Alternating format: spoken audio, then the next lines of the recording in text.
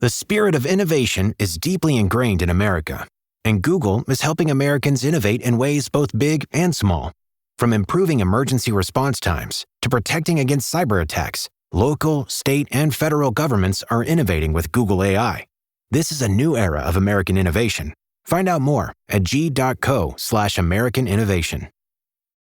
There's a reason Chevy trucks are known for their dependability, because they show up no matter the weather, push forward no matter the terrain, and deliver. That's why Chevrolet has earned more dependability awards for trucks than any other brand in 2025, according to J.D. Power. Because in every Chevy truck, like every Chevy driver, dependability comes standard. Visit Chevy.com to learn more. Chevrolet received the highest total number of awards among all the trucks in the J.D. Power 2025 U.S. Vehicle Dependability Study. Awards based on 2022 models. Newer models may be shown. Visit jdpower.com/awards for more details. Chevrolet. Together, let's drive. Doug. Limu and I always tell you to customize your car insurance and save hundreds with Liberty Mutual. But now, we want you to feel it. Cue the emu music, Limu. Save yourself money today. Increase your wealth. Customize and save, we say. That may have been too much feeling. Only pay for what you need at libertymutual.com. Liberty, liberty, liberty, liberty. Savings vary. Underwritten by Liberty Mutual Insurance Company and affiliates. Excludes Massachusetts. This is the Dan Le Batard Show with the Stugotz podcast.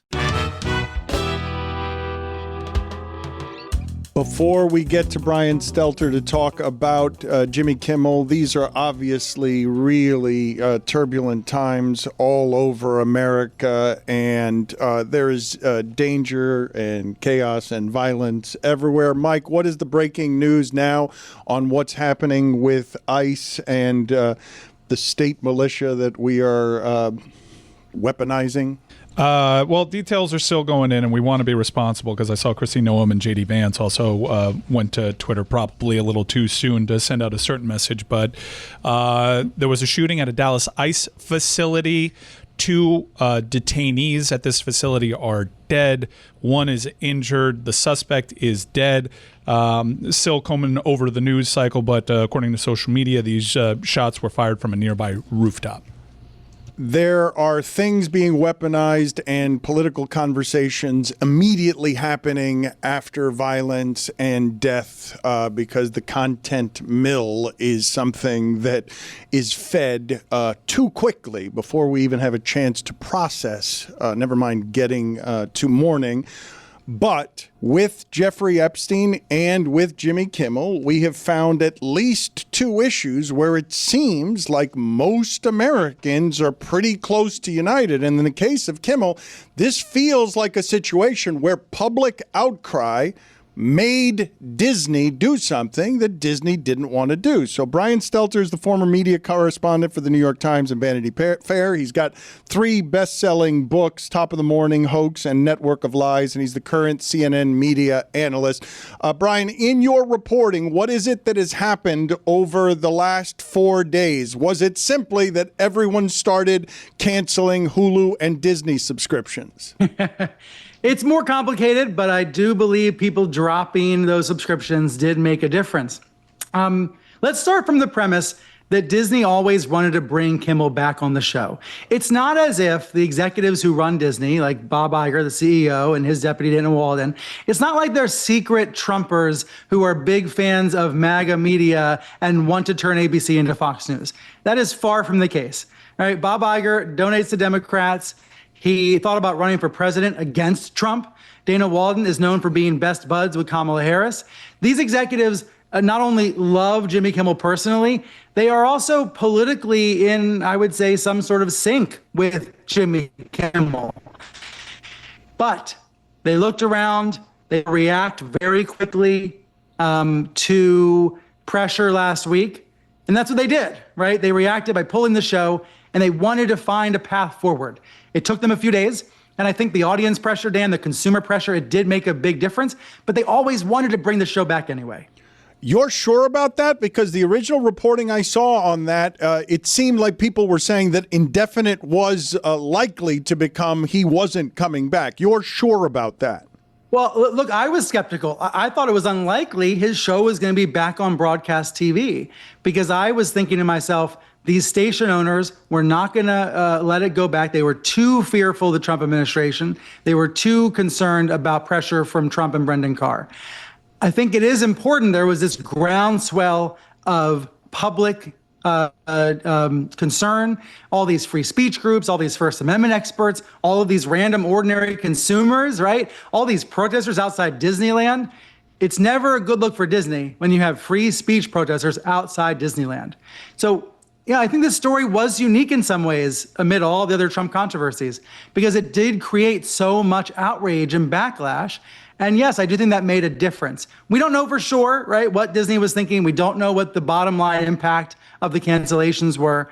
But I think what we do know for sure is that these executives love Jimmy Kimmel. They wanted the show to be back. And they decided by Monday the temperature had cooled down enough that they could do it. They could bring him back. And now, here's the thing, right? Kimmel's more powerful than ever because he's been explicitly approved and backed up by ABC. Nexstar Media and Sinclair, though, are still in a position as affiliate owners where Kimmel isn't airing everywhere. Can you please tell me what the consequences and what the cost of that is and if that's going to change? Normally, we would say that Nexstar and Sinclair total, they represent about 20% of the markets across the U.S. where Kimmel's show airs. So normally we would say, wow, 20% of the viewers can't watch Kimmel. That's going to mean a ratings hit. That's going to mean the ratings are going to drop. That's going to be a big, big, bad problem for ABC.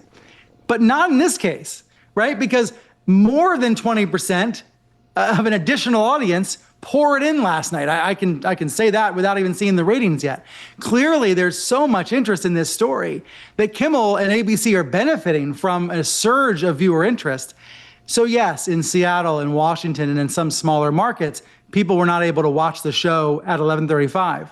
But those viewers are just going to work a little harder. They're going to go to YouTube or Hulu or Disney Plus. They're going to watch the monologue this morning.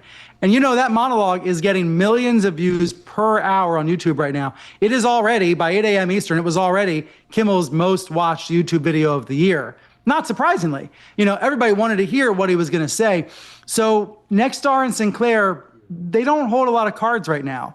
They can continue to protest Kimmel's show, but ABC has contracts with these companies, and they're going to probably start to enforce those contracts.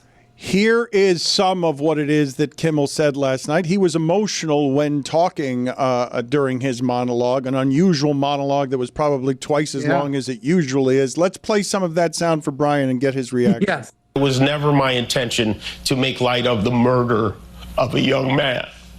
I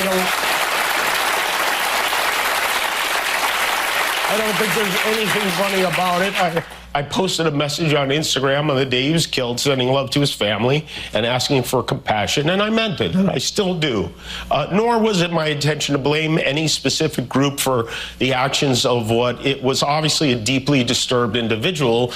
That was really the opposite of the point I was trying to make, but I understand that to some that felt either ill-timed or unclear, or maybe both. And for those who think I did point a finger, I get why you're upset. If the situation was reversed, there's a good chance I'd have felt the same way. I have many friends and family members on the other side who I love and remain close to, even though we don't agree on politics at all. I don't think the murderer who shot Charlie Kirk represents anyone. This was a sick person who believed violence was a solution, and it isn't. Ever.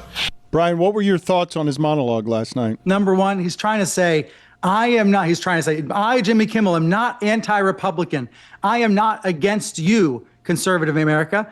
He is clearly against President Trump, but he was almost trying to split off Trump and Trump's aberrant behavior from the rest of the party and the rest of the movement. He was offering condolences to Erica Kirk. He was complimenting and praising Erica Kirk's speech over the weekend, her tribute to her late husband. He was trying to offer a little bit of a bridge or an on-ramp to conservatives, while at the same time making clear he's going to continue to satirize Donald Trump. He's going to continue to speak out against the administration. So I think he said exactly what ABC wanted him to say. ABC wanted him to acknowledge the controversy, wanted him to try to extend maybe an olive branch of some sort. And Kimmel did just that. And I think it was genuine. It seemed genuine to me. Oh, but when you say he said exactly what Disney wanted him to say, I disagree. When he went into his pocket and said, I have only one condition on my return that Disney has forced on me, right. and he just said, here's how you stop canceling your Hulu subscription. That's a good joke. Yes. That's funny. Yes. I don't, what do you think that Disney's relationship is with Jimmy today that it wasn't a week ago? That's probably the most interesting question. Well, number one, his contract is coming due in May. So this may not be a long-term relationship. I have no reason to believe ABC wants to drop the show in May. I have no reason to believe Kimmel wants to leave. Yes, he's made noise about retiring, but lots of stars do that in advance of contract talks. It is possible. I think we could imagine a world where next spring, Kimmel's show moves off broadcast. Maybe it's just going to go to streaming. Maybe it's going to become a pure subscription play.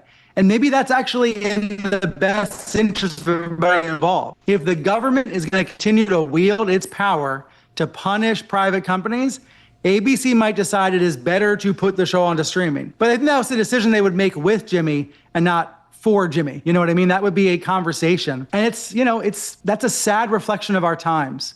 If companies are going to feel they have to take that kind of action because of the Trump administration. Brian, through your reporting, what do you know about the dialogue between Disney and Jimmy about exactly what he was going to say, what hard lines Jimmy had, what was the initial ask? And I'm sure what we saw on television last night was basically both sides kind of giving in a little bit to what they believed. Yeah, nobody's really leaking, which is unusual in these situations. Usually when there's a late night drama, we hear some pretty spicy information from sources. In this case, I think everybody is trying to play it cool.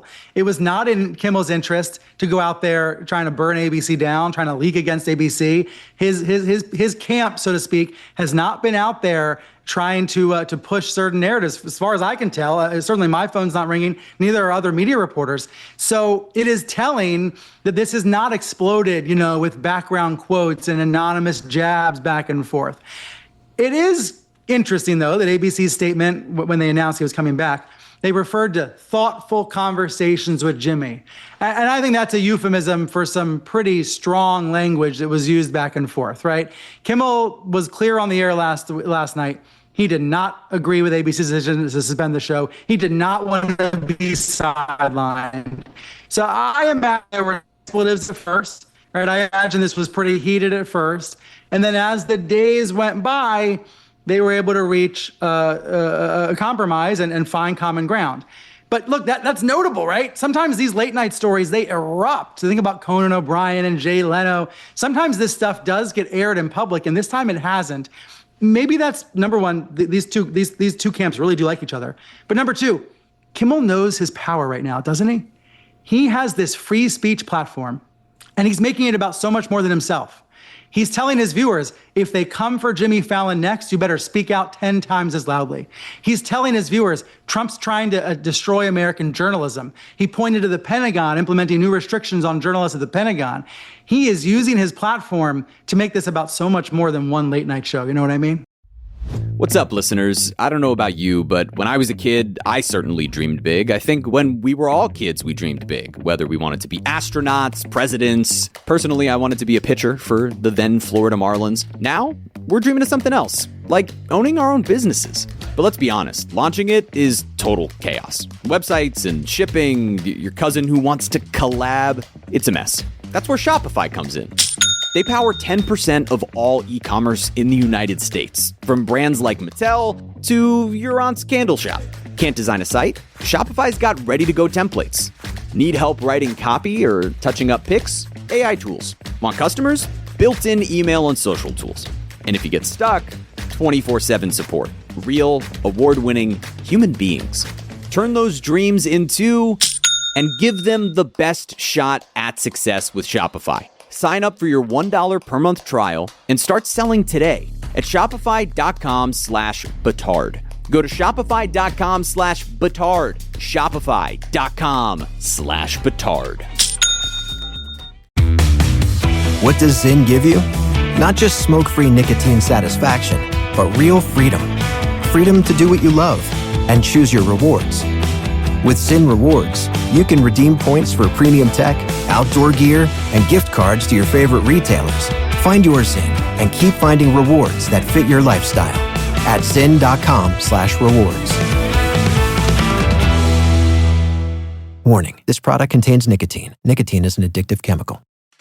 Howdy, folks. It's Mike Ryan, and I know it's early in the NFL season, but it has shown you exactly why the NFL is indeed king sport in the United States of America. Great games, incredible matchups, in-demand tickets for these high-profile games. Oftentimes, these games are sold out, and you're left with the secondary market. Well, let me tell you about my go-to on the secondary market, the official ticketing partner of the Dan Le Batard Show. I'm talking, of course, about Game Time. Game Time's amazing for a lot of different reasons. Zone deals, panoramic seat views, the low price guarantee, and Game Time's unparalleled ticket coverage. I'm an NFL free agent, so I'm always looking for the biggest games, and Game Time makes it so easy to peruse the app. One of my favorite features is fees are always included. What you see is what you pay, and that is hugely important when you're traveling abroad to catch the game du jour. Take the guesswork out of buying NFL tickets with Game Time. Download the Game Time app, create an account, and use code DAN and get $20 off your first purchase. Terms apply. Again, create an account and redeem code DAN for $20 off. Swipe, tap, ticket, go. Download the Game Time app today.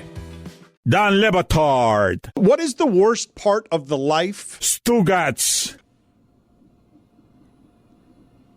The worst part of the life of what? This is the Dan Le Batard Show with the Stugotz.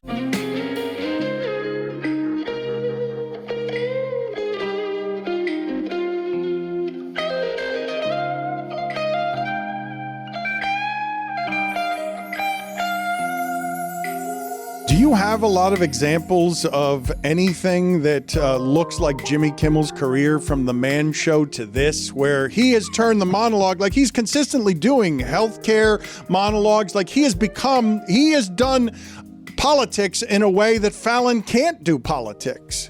I agree with you, and I went looking through his YouTube views this morning, trying to get a sense of what viewers want, right? At least online, on streaming. What do viewers want out of Kimmel?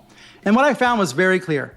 The most popular clips, the most shared clips, they are not his celebrity interviews. They are not his sketches. They are not his absurd segments. They are his anti-Trump commentaries. They are his political monologues. That is what people come to look for now from Jimmy Kimmel. So when we hear conservatives bemoan Kimmel and say he's not funny and say he should be canceled and all that stuff that's out there, that's all across Fox News, it's not true in terms of what the audience that Kimmel has wants. Kimmel's audience wants him to take on Donald Trump. Kimmel's audience wants him to point out the Trump administration's conduct, in some cases misconduct. So, yeah, it is amazing to go from the Man Show to where Kimmel is now, but he seems perfectly positioned to do it, at least between now and May. If you had to guess, would Jimmy Kimmel, instead of doing what he has done, which is be a polite and good Disney employee throughout, if not in protection of the paychecks for his staff, does Jimmy Kimmel quit, become a martyr, and just get on with his life? Because it's better for Colbert right now at this point, and for him to be on their own the way Conan O'Brien is, instead of being working in the mainstream, threatened mainstream media. I suppose there's a world where he does see benefits to being free from some parent company. But working for Disney also conveys a lot of benefits, including the fact that he was on almost 200 stations last night, even though a few dozen of them refused to air the show. Working for Disney does bring him some even more high-profile visibility. There are some benefits to his platform, as well as certainly some drawbacks. And I think now we're in this moment where, Kimmel is a cause, right? For better or worse, whatever you think of it, Kimmel's a cause. What he went through and the public pressure from the administration is part of the cause. If anything, this, I don't know, maybe I'm wrong, Dan, maybe this weds him more to ABC and Disney in the short term at least. Probably gets free theme park tickets. Oh, yeah, he does. Those are the best. Have you done more reporting on Colbert and gotten to the bottom more of what it is that happened there? Because they avoided this by making it, quote unquote, a strictly financial decision, when I don't believe it was a strictly financial decision. I don't think you do either. The way I like to think about Colbert, the way I frame it is, if Kamala Harris were president, Colbert's show would still be on the air. It wouldn't be facing this May cancellation. That's the way I think about it. Yes, the financial story is real. Yes, the show, was losing money, depending on how you do the math, and there's lots of ways to do TV math. But the bottom line is that in a Harris administration, this would not be happening. That being said, Colbert is no slouch, right? Colbert is using every day he has left on CBS to speak out. And at some point, CBS is going to have to put on a new show. They're going to have to do something at 11:35. What are they going to do? Here's what I keep thinking about this week. The approval ratings for Trump are very clear. Pretty much every poll has him around 40% approval. This is a country where 6 in 10 Americans disapprove of the president. They certainly don't want their own free speech rights impaired. So if you are a major media company, if you are thinking about consumer demand and consumer attention, aren't you gonna try to appeal to the 6 out of 10? Just from a pure cynical, I'm not talking about newsrooms now, okay? I'm not talking about journalists. I'm talking about major media company CEOs, the ones who have been caving, the ones who have been bending the knee. If they keep doing that, isn't that gonna create even more market demand for alternatives? Isn't that gonna create even more opportunity for other companies to appeal to the 6 and 10? Do you see what I'm saying here? Yeah, I mean, a lot of this business stuff is interesting to me, and I just wonder if any of this is actually going to go away, or if Trump and the FCC just learned, oh, next time, let's not make the threat and do it that way. Let's not do it out in public so that the public, let's do it quieter, let's cloud it, let's confuse it, let's not do it brazenly and honestly drunk on arrogance. That is exactly what my gut says. I've been covering Brendan Carr all year. I've been texting with him all year. I've seen him write letter after letter, make statement after statement where he pressures these media companies in more thoughtful, nuanced, legalistic ways. You know, it's clear that Carr hears Trump's threats. He hears Carr hears what the president wants from Truth Social and presumably from private conversations. And then Carr tries to translate that in a legal, regulatory way. Last week, Carr went a big step further, right? And as Ted Cruz said, Carr sounded more like a mob boss. I don't know if Carr is going to make that mistake again. I don't know if he thinks it was a mistake, but a lot of people think it was a mistake. I don't know if Carr will go that way again. It seems to me he'll be more careful next time. He wasn't careful with you, right? You're the one that he tweeted the Office gif to celebrate that Kimmel had been taken off of the air, right? Yes, he sent me the Michael Scott, whatever this is called, thing. Raise the roof. Raising the roof, yeah. Yeah, raising the roof, yes. He sent me that gif. He did that in the heat of the moment, and then he didn't send any gifs again. You know, he hasn't sent me any memes in the week since. I think there's probably a part of him, because he's a savvy guy. He knows how this world works. He knows the limits of the FCC's power. He knows that his bully pulpit is one of the most powerful tools he has. I suspect that he is thinking about how to use his bully pulpit in ways that will not draw so much backlash next time. But do you sense that he's chastened at all? Because this was a really public hit that he took. I don't believe that most people before this knew who the FCC chairman was. And it's his arrogance that we now know. And sending a reporter that shows a general tone deafness that you didn't think America was going to turn on you this way. Because the public outcry on this one has been something to see the people move this way, move something as powerful as Disney, and moved a weaponized federal institution has been something not only emboldening, inspiring, because I was worried that that's not the America we lived in anymore. I've got to play devil's advocate with you, though, and point out that I think some MAGA media influencers loved seeing what Carr did last week. I think some Trump voters loved seeing him use his power in a clenched fist against those liberal elites in the media. For every reaction, there's a counter reaction. So Carr's pressure caused this dramatic counter reaction, these Disney Plus cancellations, this free speech movement. What I wonder now is, what do Trump loyalists do next, right? Trump pressured ABC again overnight, threatened action against ABC, kind of hinted at a new lawsuit. I doubt he'll file it, but maybe he will. He sued the New York Times last week and got thrown out, but he might try again. So, Trump's going to continue to try this pressure campaign. That's what Kimmel said last night. He said, Trump's not stopping. And many Trump voters still want to see this happen. They want revenge. They want retribution. They want to punish their perceived enemies. So I want to recognize, for all that's happened in the past week, there's also this energy out there to try to stick it to Jimmy Kimmel, right? To try to get him canceled. And that's not going away either, right, Dan? In other words, this tug of war is still very much, it's still ongoing. Best guess on what's next beyond what you just said. What do you think's going to happen next? I think every time a major media company appears to be caving, a new Substack is born. A new podcast is born. A new YouTube stream is born. Right now, Kimmel's racking up millions of views for his ABC monologue. But if this goes south, if Disney comes under more government pressure, if the DOJ starts blocking Disney's deals, if Kimmel's show ends next May, he'll probably be bigger than ever on podcasts. Brian, is there any way that these media companies can fight fire with fire? Can they countersue when they receive any frivolous lawsuits that Trump might file? Yes, in some cases they can. And some First Amendment scholars wish ABC had gone that route last week. They wish ABC had gone to court. I think the reason that didn't happen was because this happened so quickly. Like literally from 1 p.m. to 5 p.m. Eastern time on Wednesday afternoon, all of this went down, all of this erupted. And ABC did what was maybe what they believed was smartest in the moment. If this had happened with a little bit more time, less time constraints, fewer time pressures, that legal route may have been the one. And it's important to keep an eye on the courts here because the New York Times throwing out Trump's defamation suit last week. Sorry, not New York Times.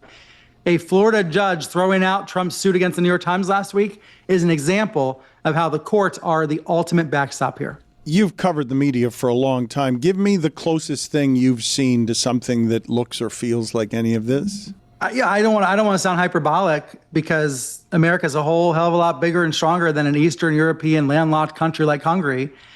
We're very different than Hungary. President Trump is different than Viktor Orban in some ways, but the parallels between the U.S. and Hungary are really striking right now. Orban's control of the media, his consolidation of power, his attempts to weaken public broadcasting and break the backs of independent media and privatize media companies with the control of the state. All of that is very eerily similar to what Trump is attempting and to some of what's happened in the past 9 months. I've talked to former Hungarian members of parliament and other experts who have studied Hungary's democratic backsliding and more authoritarian moves. They say that what they're seeing in the U.S. is very similar. So, if you want to nerd out this weekend, go read about Hungary, read about the model there, the autocratic carrots and sticks, because I think that's what we're seeing here in some ways. Hey everyone, it's Mike Ryan. One thing about me that everybody knows, I absolutely love Miller Lite. You know what else I love? You. That's right, you. Listening on your way to work right now, wondering whether or not today is the day to tell your boss what you really think of the new reports he needs filled out every week. I absolutely love you. That's why I'm thrilled to tell you that we are again partnering with Miller Lite to give you a chance to play along with Weekend Observations. Starting September 22nd, you'll be able to go to DraftKings.com and guess what will happen during Weekend Observations on the show Monday, September 29th. How many beeps will there be? Who's the first person to interrupt? How many people will talk about the U's chances to win a national title? Spoiler alert, definitely me. The winner will get a trip for you and a guest to come to Miami and hang with us at Flanagan's for Thursday Night Football on October 30th, and a visit to the studio to see a taping of the show. Make sure you go to DraftKings and play free to win, and then tune in to the show and check out how you did. Must be 21 plus to enter. Eligibility restrictions apply. Void where prohibited. See DraftKings.com for details. Doug. Here we have the Limu Emu in its natural habitat, helping people customize their car insurance and save hundreds with Liberty Mutual. Fascinating. It's accompanied by his natural ally, Doug. Limu, is that guy with the binoculars watching us? Cut the camera. They see us. Only pay for what you need at libertymutual.com. Liberty, liberty, liberty, liberty. Savings vary. Underwritten by Liberty Mutual Insurance Company and affiliates. Excludes Massachusetts. They got Willa. They got my daughter. I need to find her. From acclaimed director Paul Thomas Anderson. You can save that girl. On September 26th, experience what is being called the best movie of the year. This is the end of the line. Not for you. Leonardo DiCaprio, Sean Penn, Benicio del Toro, Tiana Taylor, Chase Infinity. Let's go! Here I am. One battle after another. Only in theaters September 26th. Experience it in IMAX. Rated R. Under 17, not admitted without parent. You can hide. Don Le Batard. In terms of Heat fans, you're the most irrational of us right now. What's the pivot? Oh, irrational. Stugotz. Did you not hear your voice there? My boy, dude. Your voice. If I were making a cartoon thing that was meant to symbolize irrational, that's the voice I would give. Entire premise. This is the Don Le Batard show with the Stugotz. Put it on the poll, please, at Le Batard Show. Did you think that you were going to hear someone say on today's show, I've talked to members of Hungarian parliament? What do you think was the most interesting thing from the last week? Spicy. Most interesting thing about the past week. I think the most interesting thing about the past week is that can you answer first? I'm going to try to stall for time. No, the reason. Okay, I'll allow you to filibuster, but when that Eagles comeback. I wasn't talking. No, wait a minute. I'm asking him about the Kimmel situation. I'm not asking. This isn't Jake Tapper. Marlins winning 7 in a row. Right, Brian? Come on, those Marlins. I'm asking him as it relates to this situation because I believe in your media career, you will have never covered anything like this. When you're mentioning Hungarian parliament, you're talking about these things that are so macro. But a talk show host created a frenzy in this country. I think I know what it is. Every day there's a new scandal. Every day there's a new Trump controversy. Every day he's trying to use his power in ways that are unseen and unprecedented. And different CNN beat reporters cover this in different ways every day. One day it's some obscure federal agency. The next day it's Harvard. One day it's the Smithsonian. The next day it's some private company you've never heard of. Every day we're seeing this happen. But the Kimmel story broke through, unlike most of those controversies. Like, the Kimmel story has resonated. I can feel it in the TV ratings. I can feel it in the protests that we've covered in New York and LA. We can feel it, I think, all of us. That's why we're here talking about it right now. I think the big surprise, maybe it's not, shouldn't be surprising. The big statement here is that there is an interest in the American public, that people are paying attention. These stories can break through. Maybe the point, Dan, is Americans are not numb to it all yet. Thank you, Brian. Excellent. Appreciate the time. Appreciate the work, sir. Thank you. Thanks, y'all. Go Birds. So you mentioned the Eagles, and I did want to talk for a second about a couple of the bad gambling beats this weekend. One of them was the Eagles. If you had the Rams +3 or +3.5. That's kick a hole in the TV. Oh, my God. If you're sitting there kicking for the game, and the only thing that beats you is the unprecedented act of a 340-pound guy, not just blocking the kick, but having the athleticism to then grab the ball and, instead of just taking a knee and ending the football game, doing the dangerous thing of running down the field with your money. Well, I think, and when you see the guy who picks up the football, all right, it's a disaster right now, but okay, somebody's going to catch that guy. He's really fat. Nope. You're missing 19 miles an hour. You're missing the S from the word you tried to say. He's really fat. He's really fast is what he was. That was a bad beat, but I'm going to go back for a second, and it was the worst. I don't think there was a worse one this weekend. If you had the Rams +3, Rams on the money line, Rams +3.5, because they were winning the whole game. Auburn was bad. Well, that's the one I want to get to. So listen to this. So I'm going to set it up for you if you were not watching the Auburn-Oklahoma game, okay? Oklahoma is favored by 6.5. They score a touchdown to go up 5, go for the 2-point conversion, and miss the 2-point conversion on a wide open pass because it appears their quarterback's hand was broken at some point during the game. So he throws a bad pass at the end of the game. It would have been an easy completion, wide open in the end zone. You would have been up by 7 instead of 5. You would have covered if you had Oklahoma. But now you're down 5.5. And it's not just that Auburn has the ball. Auburn has the ball at the 30-yard line. You're not thinking safety there. Like, you're thinking, in any case, interception return for a touchdown, fumble return for a touchdown, but they start getting penalties, and you're like, oh, my God. If you have Auburn +6.5 with the ball, and the game is 5 points, I know people don't like math here, what you are not expecting is a safety when you're on the 30-yard line. But in this game, you had to be expecting a safety because all Oklahoma was doing was getting more sacks than they had at any game Oklahoma's ever played. Do you know how many football games Oklahoma has played? Not just that, the benefit of the whistle. Because the SEC's come out and said that a touchdown that they scored shouldn't have stood anyways because they tried some hijinks, some dark arts, fake a sub. By the way, I was on Auburn and the Rams. I know. You mentioned earlier. I was on Oklahoma minus 6.5.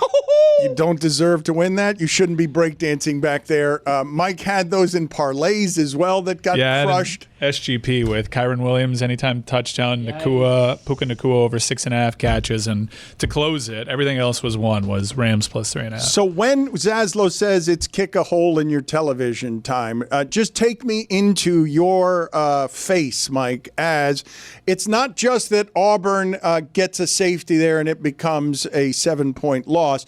It's that whoever was rushing the quarterback there, he's a university. He could have been at the University of Miami, but he runs over the right tackle, just steamrolls the right tackle. And the reason Auburn's quarterback was not expecting that is at least in part because there's a human being on right tackle who's 300 pounds that he was not expecting to just get bowled over that way. And then he's engulfed in the end zone and you lose your bet. I laugh. There was the great Al Pacino that said in the iconic film Two for the Money, you never feel more alive than when they're pulling the chips away. Yeah, I love those things. Great movie. I'd rather there is. I want to be John Anthony. There's a strange part of me that would rather lose those bets than win them. Just because it's a great war story. But everything kind of just pales in comparison. Cameron Dicker missing the kick against Jacksonville. Come to find out now he's just nailing big kick after big kick and is one of the most accurate kickers ever. And it's just, in history. It's weird. He's the most accurate kicker in history, 94% for his career. I love how in Two for the Money, McConaughey's process is just I'm going to walk into my office and I'm going to look at this sheet with the lines on it. And I'm going to circle one side. No. What if that doesn't do it for him? Then he has to take off his shirt, oil up, and lift some weight. That's when he's, I'm in a then rough he walks stretch out, here. And the whole room is just wants this paper because they're going to sell the shit out of this paper. He promised Armand Asante a 13-0 weekend. You guys have heard me say over the years that I feel like quarterback measurements that we in the media are pretty bad at it. I feel like we're pretty bad at the kicker measurements too. Do any of you or did any of you have any inkling that Younghoe Koo was going to lose his job this season? Is that something that you guys knew was coming? I thought of that guy as wildly consistent. And also when he missed a kick earlier this season, I was surprised by it. He missed a game-winning kick. Did you guys have an inkling that Younghoe Koo was about to lose his job in Atlanta? You would have thought that he would have had more of a runway to mess up, but they didn't. He's missed a lot of kicks, Mike. The last couple years, he's missed a lot of kicks, and it's like, oh yeah, he's good, but yeah, he shouldn't have missed that 42-yarder when the game is, in hand. It was weird, and I felt like it was kind of coming. Zaslow, did you have any opinions on Younghoe Koo? I didn't think that's strong. My bad. I was very strong on Younghoe Koo. I just didn't think that here. You're pretty dialed in. I was surprised. Dialed in on the Falcons, as you know. I had to stand outside with the clown nose. Hungarian Parliament to Younghoe Koo. I think that when you name part of the stadium Kooville, it's a little bit of a surprise that they cut the cord on him. Not the Koo I thought we'd be talking about off of that Kimmel story. Let's talk useless sound here, shall we? Let's do some useless sound montage here where we go throughout the sport and get 2 minutes, 2-minute Mayfield of just useless sound.